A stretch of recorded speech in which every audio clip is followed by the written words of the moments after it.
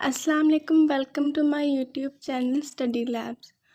आज के इस टॉपिक में हम लोग डिस्कस करने वाले हैं जर्नलिस्टिक डिस्कोर्स के बारे में। बेसिकली डिस्कोर्स एनालिसिस का सिलेबस है पंजाब यूनिवर्सिटी का 5th सेमेस्टर का BS इंग्लिश।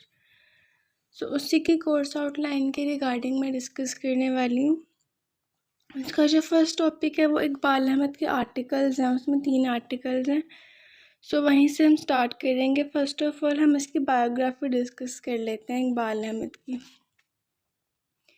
इकबाल अहमद जो थे वो एक प्रोमिनेंट पाकिस्तानी राइटर थे, पॉलिटिकल साइंटिस्ट थे। उसके अलावा उन्हें आप कह सकते हो एंटी वॉर एक्टिविस्ट थे, मतलब कि वो जंग के ख़िलाफ़ थे। उसके अलावा 14 अक्टूबर को पैदा हुए 1933 में, और वो ब्रिटिश मतलब कि वो इंडिया में पैदा हुए थे जब ब्रिटिश रूल कर रहा था उस टाइम पे।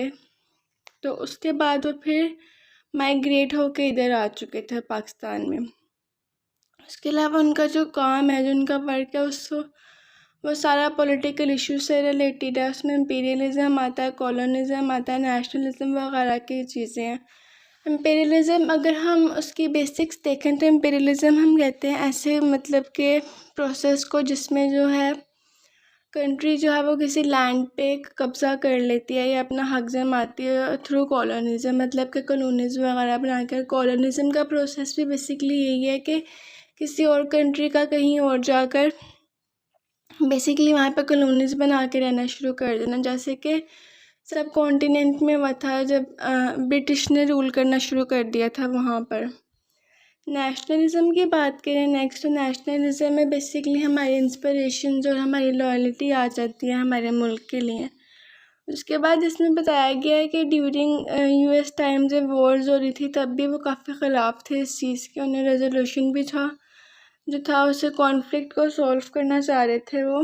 उसके अलावा उनका जो काम है वो काफ़ी ज़्यादा पॉलिटिकल सोशल मैटर्स में इन्फ्लुएंस रखता है। Iqbal Ahmad activism and scholarship left for lasting impact on political science and peace studies. अब बेसिकली उनके बारे में बताया गया है कि उनका जो था वो वर्क कैसा था और क्या नहीं था। और उसके बाद जब उनकी डेथ हुई थी इस्लामाबाद में 11 मई 1999 में। इंटरेस्ट की बात करें इकबाल अहमद की तो बेसिकली वो एंटी वॉर एक्टिविज़म थे, मतलब कि उनको मतलब वॉर से थोड़ी सी एलर्जी कह लें कि थी, वो वॉर्स के ख़िलाफ़ थे।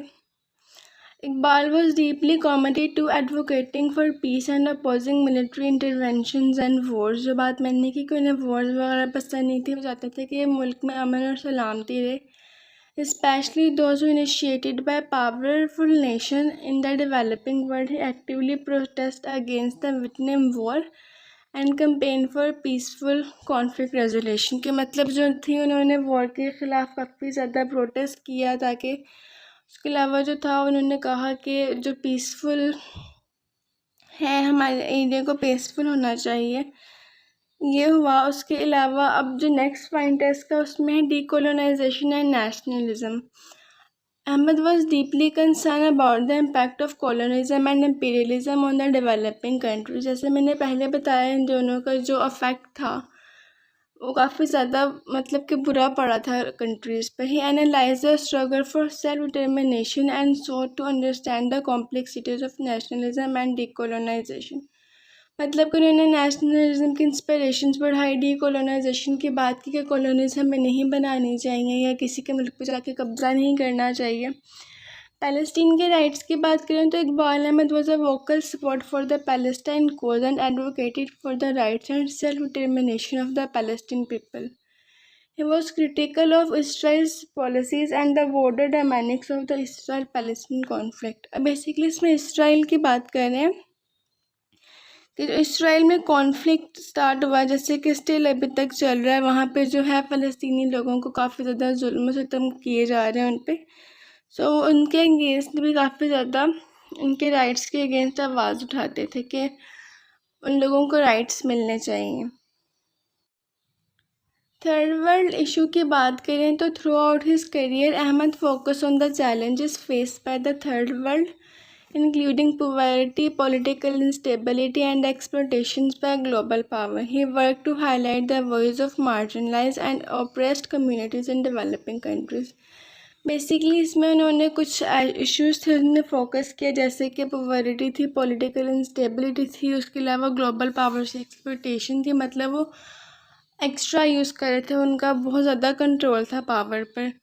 नेक्स्ट पॉइंट है इसका peaceful conflict resolution. Ahmad believe in the importance of finding non violent solution to conflict. He emphasized the need for dialogue, negotiation, and diplomacy to address international disputes and promote lasting peace. अब इसमें वो कह रहे हैं कि जो मतलब कि कोई वॉर वगैरह हो रही थी तो वो कहते हैं कि वॉर्स की जगह पे हमें चाहिए कि हम बातचीत करके या डिप्लोमेसी के तरीके से अपने मसाइल को हल करें, ना कि हम जंगें लड़ना शुरू कर दें। इंटेलेक्चुअल एंगेजमेंट की बात करें तो as an intellectual Iqbal Ahmad was passionate about rigorous academic analysis and critical thinking. He encouraged open dialogue and debate on complex political and social issues. अब बेसिकली इंटेलेक्चुअल हम कहेंगे इस फॉर्म में लाइक जो बहुत अक्लमंद और ज़हीन लोग होते हैं, तो इकबाल अहमद जो थे वो पैशनेट एनालिसिसर थे या क्रिटिकल थिंकर थे। वो कहते थे कि ओपन डायलॉग्स होने चाहिए कॉम्प्लेक्स पॉलिटिकल इश्यूज़ के बारे में। उसके बाद मेंटरशिप एंड एजुकेशन है। Ahmad was dedicated to nurturing young minds and monitoring activities and intellectuals. He played a significant role in shaping the perspective of many students and follows intellectuals through his teaching and guidance. मतलब कि उन्होंने काफ़ी students को guide भी किया, उनको teachings भी दी, like उन्होंने काफ़ी ज़्यादा रोल प्ले किया है शेप करने में स्टूडेंट्स के पर्सपेक्टिव्स को, उनके माइंड्स को चेंज करने में। Human rights and social justice. Iqbal Ahmad was deeply committed to promoting human rights and social justice, मतलब कि वो डीपली कंसर्न था ह्यूमन राइट्स प्रोवाइड करने में, सोशल जस्टिस के बारे में बात करने में। He advocate for the right for marginalised groups and so to address socio economic disparities in the developing world, मतलब कि बेसिकली वो जो थे इकोनॉमिक डिस्पैरिटीज़ वगैरह के बारे में भी बात कर रहे थे कि लाइक हर तरफ जस्टिस होना चाहिए या ऐसा कोई इनजस्टिस वाला सीन नहीं होना चाहिए। इसकी कंक्लूजन देख लें तो overall Iqbal Ahmad interest reflect his commitment to understanding and addressing the root cause of global inequalities, conflicts and injustice. His work and activism inspire individuals and movements seeking a more just a peaceful world. Basically इसमें उससे conclusion है कि उन्होंने किस बारे में बात की, उन्हें मतलब इनजस्टिस पसंद नहीं था, वो कॉन्फ्लिक्ट्स वगैरह पे बिलीव नहीं करते थे, वो इनइक्वालिटीज़ पे बिलीव नहीं करते थे। और फर्दर इसके 3 आर्टिकल्स है पंजाब यूनिवर्सिटी के कोर्स आउटलाइन के according. Murder of metropolis, fever between past and future, feudal culture and violence. तो फर्दर ये 3 टॉपिक मैं अपनी आने वाली वीडियोज़ में कम्प्लीटली डिस्कस करने वाली हूँ सीरीज़ में। सो अपडेटेड रहने के लिए सब्सक्राइब करें, लाइक करें। Thank you.